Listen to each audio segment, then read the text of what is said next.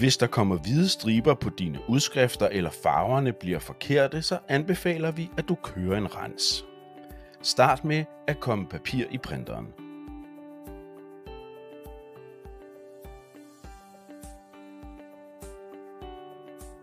Tryk på OK. Stryg til venstre på printerens skærm og vælg opsætning. Vælg værktøjer. Vælg rens patroner. Printeren vil nu rense patronernes dyser. Det kan tage nogle minutter.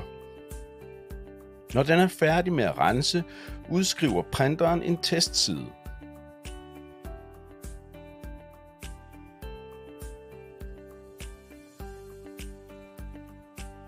På testsiden kan du se, om rensen har løst problemet.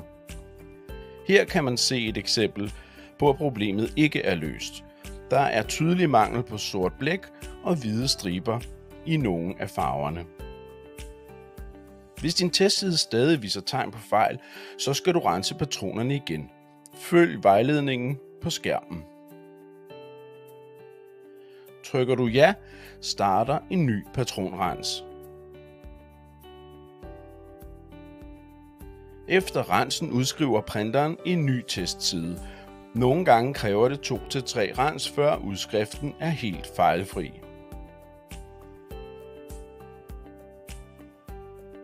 Sådan skal testsiden se ud, når den er fejlfri. Den har ingen hvide striber, og farverne ser korrekte ud. Hvis den udskrevne testside er fin, afslutter du ved at trykke OK. Nu er den klar til at printe igen.